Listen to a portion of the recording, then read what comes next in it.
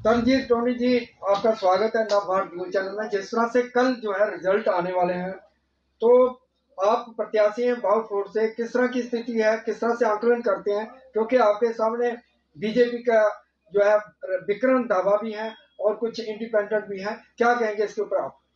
देखें, इलेक्शन में और उसके खासकर डेमोक्रेटिक सेटअप में यही एक खूबसूरती है कि जिसको भी ये लगता है कि वो इलेक्शन लड़ के लोगों की सेवा कर सकता है, चाहे वो किसी पार्टी से हो और चाहे वो इंडिपेंडेंट हो, वो लड़ सकता है चुनाव। क्यों नहीं लड़ सकता? और मैं उनको सभी को समझता हूँ कि वेलकम कहता हूँ कि वो ये चुनाव लड़ा है, उन्होंने बहुत अच्छा किया।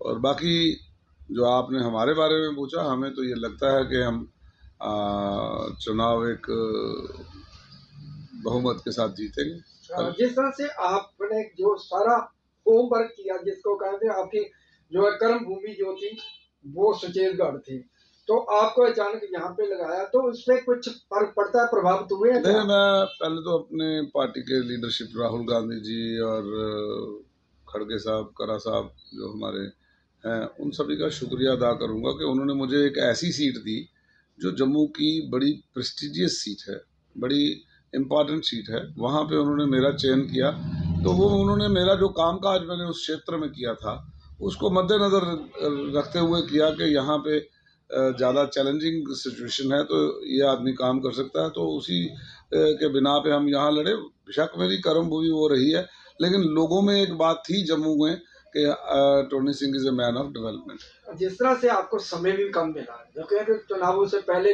अचानक ही आपको ये अनाउंस कर दिया कि आपने जहाँ से अपना चुनाव लड़ना है, तो आपको समय कम मिला है। वहीं जो स्टार प्रचारक है वो भी, जिस तरह से मेन जो स्टार प्रचारक थे प्रियंका गांधी थी, एक बार आपके समर्थन में भी आ जाती, तो आपको लगता है कि स्थितियां, कुछ परिस्थितियां और कुछ होती? ऐसे है कि मैं आपको ये बता दूं कि जैसे आप ये देख रहे हैं, ये चुनाव की जो प्रक्रिया थी, इसमें जो लोग साल भर पढ़ाई करते हैं उनको ऐन वक्त पे आके पढ़ाई करने की ज़रूरत नहीं पड़ती। उनका टेस्ट आप दिल्ली में लो, जम्मू में लो, कहीं बॉम्बे में ले लो, कोई फ़र्क नहीं पड़ता, क्योंकि जिसने पढ़ा होगा वो कहीं भी एग्ज़ाम दे देगा। उसी स्थिति में मैं ये आपको साफ करता हूँ। हाँ, एक दो बात बड़ी गौर करने लायक है कि जम्मू कश्मीर पुलिस और सिविल एडमिनिस्ट्रेशन जितनी थी, वो गले में सिर्फ उन्होंने बीजेपी का पट्टा नहीं पहना था, बाकी सारा काम वो उनका कर रहे। सारे पुलिस के नाके रात के गायब कर दिए गए थे। हमने एसएसपी से बात की, डीआईजी से की, एडीजीपी से की, लेकिन ढाक के तीन के बाद किसी के कान पे जू तक नहीं रेंगी। उल्टा हमारी सिक्योरिटी कम करने में लगे हुई है जम्मू कश्मीर पुलिस। और पूरा साथ होकर उनकी गाड़ियां जो शराब की हैं, उनके पैसे की गाड़ियां पकड़ी गई, उनके आटा चावल की गाड़ियां पकड़ी गई। यहाँ तक के इंफॉर्मेशन दी है, अगर किसी एसडीएम को, किसी एसएचओ को उसने बोला वहां पे है नहीं, देखने के बाद वहां से लोगों को अनदेखा किया गया। मैं समझता हूं कि बड़ा ही शर्मनाक है, निंदनीय है। और इन ऑफिसर साहबान से कहूंगा, ये वक्त एक जैसा नहीं रहता है। ये कल आपको, you are appointed by the constitution, you should respect the constitution, you are not a particular person of any political party, you should be impartial, you should be judicious. लेकिन हैरानी हो रही थी कि बीएलओज ने लोगों में पर्चियां तक नहीं बांटी, जहां लगा के दूसरी पार्टी का जोर है तो वहां पे पर्चियां ना बांटी गई। ये कैसा इलेक्शन कमीशन था जिसने ऐसे अफसरों को अभी तक बना के रखा हुआ है? मैं कहता हूं ऐसे बीएलओज को टर्मिनेट करो, डेटरेंट पैदा हो, पता चलेगा इलेक्शन कमीशन काम कर रहा है। दूसरे का ऑटो भी पकड़ के रखा जिसमें पोस्टर पकड़े थे, और उनका वो शराब के ऑटो भी छोड़े उन्होंने, एम्बुलेंसों में शराब गई। आप क्या समझ रहे हो जनाब? हमारे चॉपर को लैंड करने के लिए बोला इतने बजे से इतने बजे लैंड करेगा और इतने बजे से इतने बजे फ्लाई करेगा, और उनको सारा सारा दिन की परमिशन दी गई। बहुत सारी जगहों पे बहुत सारी जातियां हुई हैं।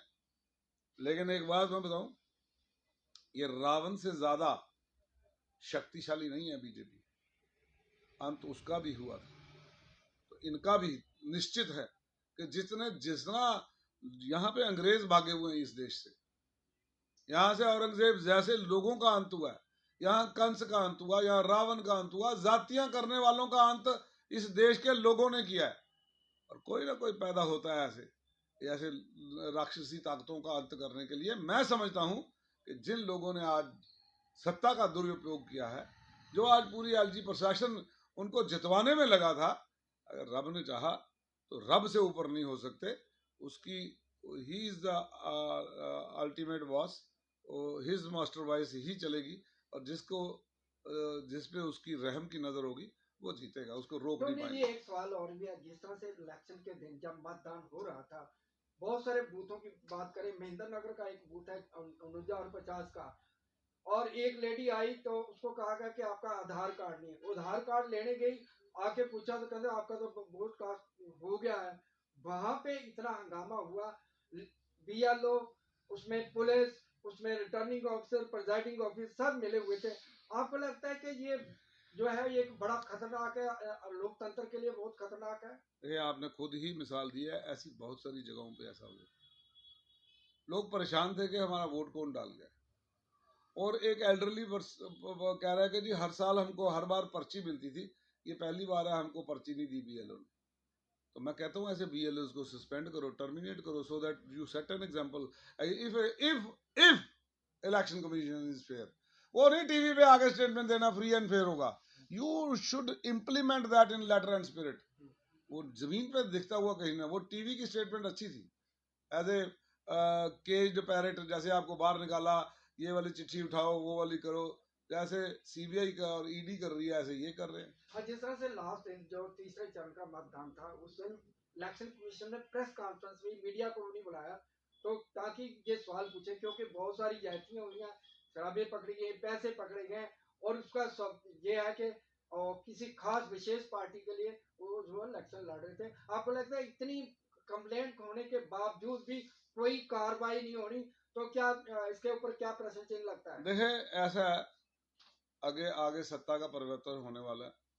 ऐसे ऑफिसर जो पट्टा ना डालकर एक पर्टिकुलर पार्टी का और उनका प्रचार में लगे थे और सरकारी मशीनरी का दुरुपयोग में लगे थे, they will be taken to task, they will not be allowed to go scot free.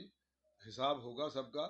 जिन लोगों ने जातियां की हैं, जिन्होंने कानून के दायरे में कुछ किया है, वो कानूनन ठीक है, लगना चाहिए कि ये एक्ट ऑफ जस्टिस है, ये एक्ट ऑफ लॉ है, लेकिन they were acting as if they are above the law. वो कानून से ऊपर बन के चल रहे थे कुछ ब्यूरोक्रेट्स। तो मैं समझता हूं कि इन लोगों को जो है आपको ये देखना पड़ेगा, आप चौथा पिलर है डेमोक्रेसी का, आप लोगों को भी देखना पड़ेगा और बाकी लोगों को भी ये देखना पड़ेगा। बाकी जो इंडिपेंडेंट प्रत्याशी हैं वो भी अपनी जो है रिपोर्ट सबमिट करें, लिखें वो, और मीडिया में लिखें, इलेक्शन कमीशन को दें, कभी ना कभी सुनवाई होगी। कोई ना कोई एक ऐसा आएगा योद्धा टीएन सेशन जैसा, जो आगे रिफॉर्म करेगा, जो सिस्टम को सेट करेगा। आज की डेट में लगता नहीं है कि जमीनी सतह पे इंसाफ हुआ है। इन स्पाइट ऑफ दैट हमारे हाथ पीछे बांध के हमको इलेक्शन में लड़ाया गया है। एक किस्म से दूसरों को खुली छूट दे रखी थी कि आप शराब भी बांटो, आप पैसा भी बांटो, आप सब कुछ करो, लेकिन आपको कोई नहीं पूछेगा। शहर से सारे जम्मू कश्मीर पुलिस के नाके हटा दिए गए। और कल मैं देख रहा था कि एक फोटोस्टैट कॉपी है जी आपके पास ड्राइविंग लाइसेंस की, तो उसके ऊपर ऑटो पकड़े हुए थे बस स्टैंड थानेदार ने, वो उनको पकड़ रहे थे। तो जो शराब जिन दिनों से घूमी तो उनको पुलिस नहीं पकड़ रही थी। अफसोस आता है कैसी पुलिस होगी है जम्मू कश्मीर की पुलिस, जिसका नाम देश भर में था, वो कैसी हमारी सिक्योरिटियां कम करने में लगी है। आप जी ऊपर बात करो, आप उधर बात करो, करेंगे बात, आएगा वक्त करेंगे बात, लेकिन ऐसे आप जैसे करने लगे हो, आप किसी का पट्टा पहन के घूमने लगे हो, ये आप किसी पर्टिकुलर पार्टी की जो सत्ताधारी के लिए आप गुलामी करने लगे हो, वैसे उससे बाहर आए मानसिकता से। और अब सत्ता का परिवर्तन होने जा रहा है। 2/3 मेजोरिटी के साथ इंडिया अलायंस की सरकार बनने जा रही है, कांग्रेस और नेशनल कॉन्फ्रेंस की सरकार बनने जा रही है, और एक मजबूत सरकार होगी। हम रियासत का दर्जा वापस लेंगे और यहाँ पे एलजी की जगह गवर्नर होगा। और साथ ही साथ ये जो 5 एमएलए बनाने की बात कर रहे हैं, ये डेमोक्रेसी का कत्ल होगा, क्योंकि ये आपको बता दें, ये प्रेसिडेंट ऑफ इंडिया के पास ये पावर नहीं है, वो भी on the recommendation of the cabinet और वो अपॉइंटमेंट करते हैं। वो भी खुद नहीं कर सकते। एलजी के पास कैसे पावर आ सकती है? तो we will move to the court, we will move to every, इसको पूरे नेशनल लेवल पे जगाएंगे। कल कारा साहब ने भी उठाया ये सवाल, हम भी उठाएंगे इस सवाल को। और कल जो है वोटिंग होगी, तो मे भी हो सकता है कि कुछ ना कुछ गड़बड़ी भी हो सकती है। आप कितना सतर्क हैं? उसके लिए हम पूरी तरह से तैयार हैं, पूरी तरह से तैयार हैं। कल लड़ने मरने की बात होगी, और अगर कोई जाति करेगा तो हम आपको बताएं कि हम पूरी तरह से तैयार हैं, लीगली भी और पॉलिटिकली भी हम तैयार हैं पूरी तरह से। हम अपना पक्ष रखना जानते हैं, हमने रखा है पहले भी, और हम इतने कमज़ोर नहीं है कि हमको आगे कोई ऐसे कुचल के चला जाएगा। ये हम लोगों की नुमाइंदगी करते हैं, तो हम लोगों की नुमाइंदगी बेहतर तरीके से करेंगे। उनके वोट की हिफाजत करना हमारा काम है, हम देखेंगे वहाँ पे। एक क्वेश्चन और, जिस तरह से देखा गया मोहब्बत और सियासत में सब जायज होता है, आपको लगता है कि आने वाले समय में जो एनसी है वो यू टर्न ले ले तो फिर आपको क्या भी होगा? मैं ये करेक्ट कर दूं, असल में ये जो मुहावरा था ये नहीं था। ऐसे था कि everything should be fair in love and war, लेकिन किसी ने उसको शुड को उठा के इज लगा दिया हुआ है। बेसिकली लिखा ये गया था कि हर लव और वॉर में भी ऐसा होना होता है चाहिए, बिल्कुल इंसाफ के अलावा कुछ नहीं होना चाहिए, शुड बी फेयर। लेकिन किसी ने अपने हिसाब से इज कर दिया हुआ है। लेकिन फिर भी हम तैयार हैं हर जैसी भी सिचुएशन नहीं नहीं, होगी मेरा अकॉर्डिंग। सवाल ये था कि अगर ऐसी ऐसी कोई परिस्थिति नहीं आएगी, और हमारा अलायंस मजबूत है, एक दूसरे के साथ जुड़ के मजबूती से जमीनी सतह पे भी खड़े रहे हैं, चुनाव इकट्ठे लड़ा है, सरकार भी इकट्ठे बनेगी। क्या पूरी मतलब कि जिस तरह से सर्वे रिपोर्ट आ रही है कि किसी को बहुमत पूर्ण बहुमत नहीं मिल रहा है, क्या पीडीपी के साथ में समर्थन ले सकते हैं आप? क्या एग्जिट पोल की नहीं बात कर रहा मैं, एग्जैक्ट पोल की बात कर रहा हूँ। एग्जैक्ट पोल में हमारी पूर्ण बहुमत की सरकार बन रही है, एग्जिट पोल को छोड़ दिया। धन्यवाद। तो आपका बहुत बहुत आपको शुभकामनाएं। आप जीते, कल रिजल्ट निकलने वाले क्या भविष्य होता है, तो हमारी शुभकामनाएं आपके साथ है। धन्यवाद। जय हिंद।